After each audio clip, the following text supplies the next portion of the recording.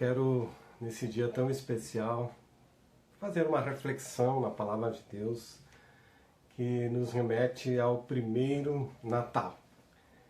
Festejamos agora o nosso Natal, lembrando o Natal de Jesus, o nascimento de Jesus. E eu quero olhar para a Palavra de Deus e tirar algumas lições do primeiro Natal, significativas para nós e inspiradoras.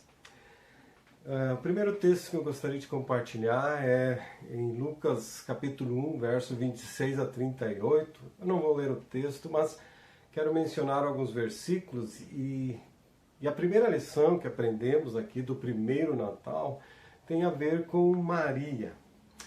Este texto sagrado revela que Maria recebeu uma visita inesperada de um anjo que lhe disse em Lucas 1, 30 a 33: Não tenha medo, Maria, você foi agraciada por Deus. Você ficará grávida e dará à luz um filho, e lhe porá o nome de Jesus. Ele será grande e será chamado Filho do Altíssimo. O Senhor Deus lhe dará o trono de seu pai Davi, e ele reinará para sempre sobre o povo de Jacó. Seu reino jamais terá fim.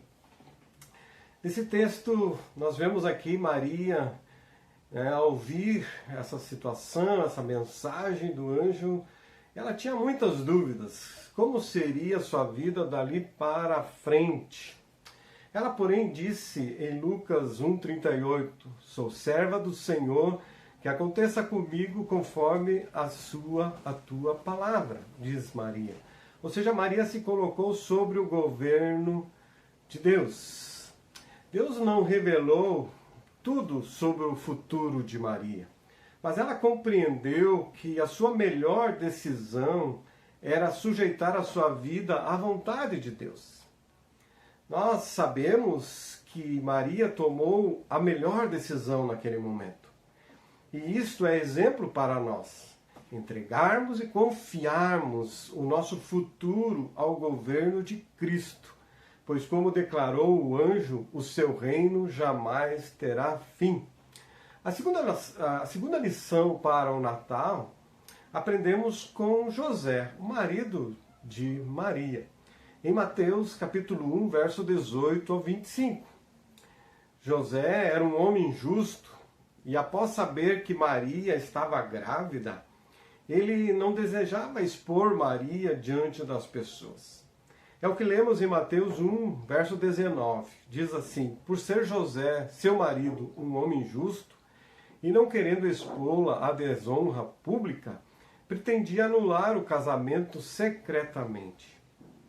Assim entendemos que José, por um lado, amava Maria, por isso que ele não queria expor ela publicamente, e também ele desejava honrar a Maria, a sua noiva, a sua esposa. A seguir, nesse texto de Mateus, o texto narra nos versos 20 a 21 que José teve um sonho, e neste sonho um anjo lhe disse: José, filho de Davi, não tema receber Maria como sua esposa, pois o que nela foi gerado procede do Espírito Santo. Ela dará à luz um filho e você deverá dar-lhe o nome de Jesus, porque ele salvará o seu povo dos seus pecados. José, apesar de não entender o que estava acontecendo e o sonho, ele decidiu obedecer àquela revelação. Percebemos que além dele amar a Maria, ele também era um homem temente a Deus. É isso que se espera de um bom marido. Um marido que ama a sua esposa e um marido que teme a Deus. Maria estava bem acompanhada de José. Este novo casal se tornará os pais da criança mais importante que já existiu. Que privilégio que eles tinham, mas que responsabilidade.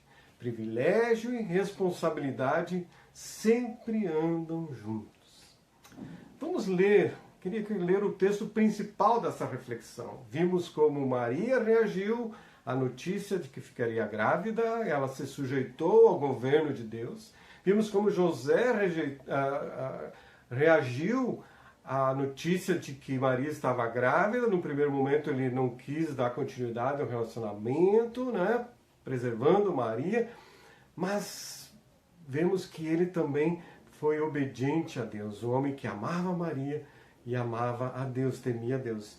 E agora vamos ver o texto que narra o nascimento de Jesus, o primeiro Natal, né? Diz o texto de Lucas 2, verso 1 a 7. Diz assim: naqueles dias César Augusto publicou um decreto ordenando o recenseamento de todo o Império Romano.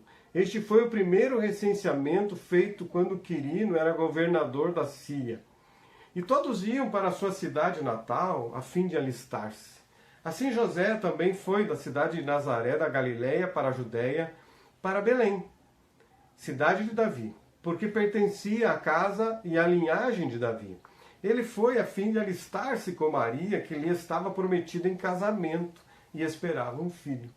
Enquanto estavam lá, chegou o tempo de nascer o bebê, e ela deu à luz o seu primogênito, envolveu-o em panos e o colocou numa manjedoura, porque não havia lugar para eles na hospedaria. José e Maria viajaram de Nazaré até Belém, uma longa viagem, né? E ao chegar lá, não havia um bom lugar para eles se hospedarem. Naquela época não haviam aplicativos, não haviam sites, nem WhatsApp para entrar em contato, fazer a reserva de um hotel e chegar lá e estar tudo pronto para os acomodar. Eles simplesmente viajaram, chegaram lá, a cidade estava cheia de gente, não havia lugar, não conseguiram um bom quarto e nenhuma parteira, né? Nada disso eles tiveram. O texto revela que o único local que sobrou para eles se acomodarem foi uma estrebaria. E ali naquele espaço tão simples é que nasceu o Salvador da humanidade, Senhor Jesus. A criança mais importante de todo o mundo nasceu num local muito humilde. Lembre-se da lição de Maria, né, que aprendemos com Maria, que o governo de Deus era sobre ela. E agora, neste momento do nascimento do Filho de Deus, ou do Filho de Maria, que isso não mudou. O que pode parecer um improviso, na verdade, tudo estava sob o controle de Deus Pai. O que para nós, no primeiro momento, parece ser uma situação de desespero, aonde vamos nos acomodar, na verdade, era o plano de Deus. Deus planejou que seu Filho, o Rei do Universo, né, iria nascer naquele lugar tão simples. Não foi por falta de espaço na cidade. No nascimento de Jesus, Deus já estava mostrando que Jesus veio para salvar a humanidade, mas que em muitos corações não haveria lugar para ele. Jesus nasceu em um local muito humilde, simples, porém receptivo. Assim devem ser os corações das pessoas. Um coração humilde, um coração simples, mas um coração receptivo ao amor de Jesus. Naquele lugar tão simples havia amor de José e Maria. Havia temor a Deus de José e Maria. E havia submissão e muita alegria e gratidão.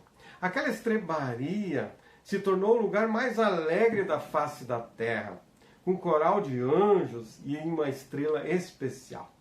O casal, José e Maria, não tinha muitos recursos, mas tinham tudo o que seria preciso, o que era necessário para criar o Filho de Deus.